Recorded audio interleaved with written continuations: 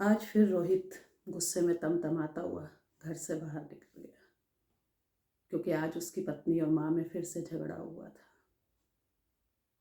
वो माँ के पास गया तो माँ ने उसे बोला कि इसलिए तुम्हें पाल पोस कर बड़ा किया था कि तुम आके आज मुझे उल्टे जवाब दो। तुम्हें पता है मैंने तुम्हारे लिए क्या क्या किया है, सिर्फ इस दिन के लिए। तो आज बेटा बहुत गुस्से में था। ऑफिस आया, सोचता रहा कि अब तो मैं बहुत बड़ा ऑफिसर बन गया हूँ, अब इतना कमाने लगा हूँ कि आज माँ का सारा हिसाब कर दूंगा। जो माँ रोज़ मुझे सुनाती है कि मैंने तेरे लिए बहुत कुछ किया है, ये किया है, वो किया है, सारा हिसाब कर दूंगा।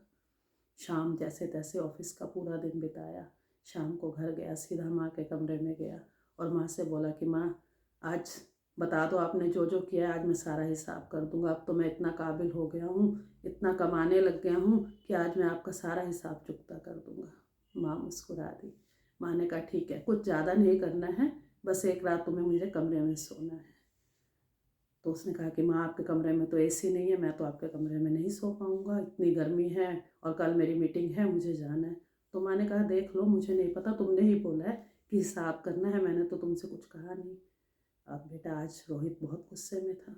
उसने कहा कि आज तो ये काम निपटा ही देते हैं, रोज़ का ये काम ख़त्म हो जाएगा, माँ का हिसाब कर दूंगा, माँ भी चुप रह जाएगी, मेरी पत्नी के साथ रोज़ रोज़ लड़ाई नहीं करेगी।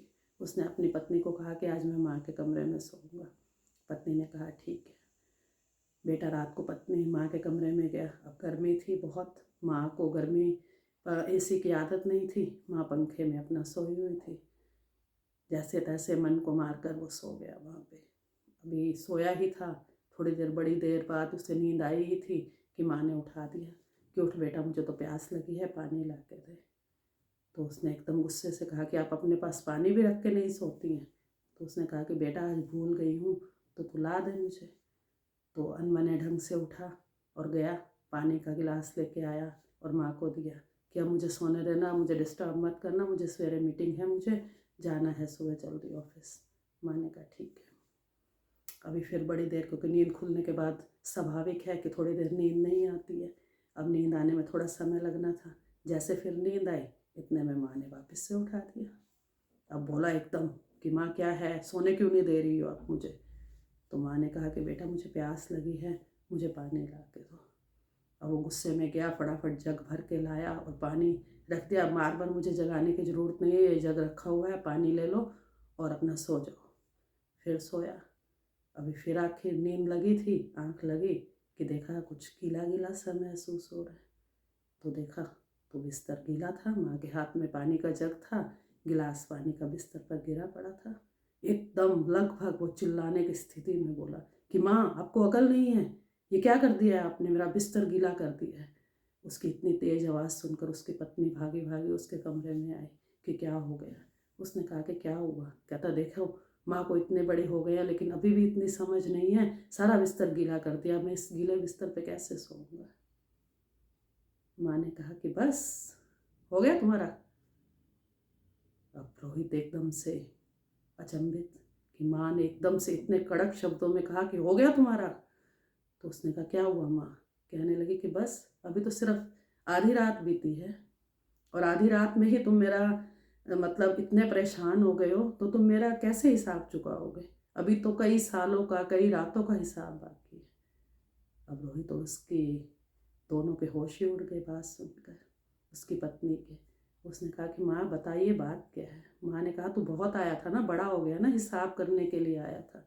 तू आधी रात भी ये सब कुछ नहीं सह सका जो मैंने पता नहीं कितने साल, कितनी रातों तक तेरे होते हुए सहा है। पूरी पूरी रात में जागी हूँ। जब तू छोटा था गीला कर देता था बिस्तर, तुझे सूखे में सुलाती थी और मैं गीले में सोती थी। जब तू बीमार पड़ता था तो ना जाने में कितनी रात सोती भी नहीं थी। और तू आया है बड़ा ही मुझसे हिसाब करने वाला। अगर मैंने गुस्से में अगर एक दो बातें सुना भी दी तो आज तू इतना बड़ा काबिल हो गया है, और तुझे काबिल बनाया किसने है। रोहित सुन के अवाक था, उसकी पत्नी, दोनों शर्मिंदा हो गए सुन के कि सच में हम आधी रात भी माँ का ये वाला बातें नहीं बर्दाश्त कर पाए, और माँ ने तो ना जाने कितनी रातें जाग जाग कर काटी हैं। तो इसीलिए बच्चों, आप माँ का कभी भी कर्ज नहीं चुका सकते। अगर अपने शरीर की चमड़ी भी बना के माँ के पैरों में जूते भी पहना दो ना, तो भी उसका हिसाब नहीं बना सकते। माँ जो करती है ना, वो दुनिया में आपके लिए कोई नहीं कर सकता। तो हमेशा अपनी माँ की कदर कीजिए, अपनी माँ से प्यार कीजिए। वो आपके लिए रब है। रब को तो हम लोगों ने नहीं देखा, हमने सिर्फ माँ को देखा है। इसीलिए हमेशा अपनी माँ की कदर कीजिए।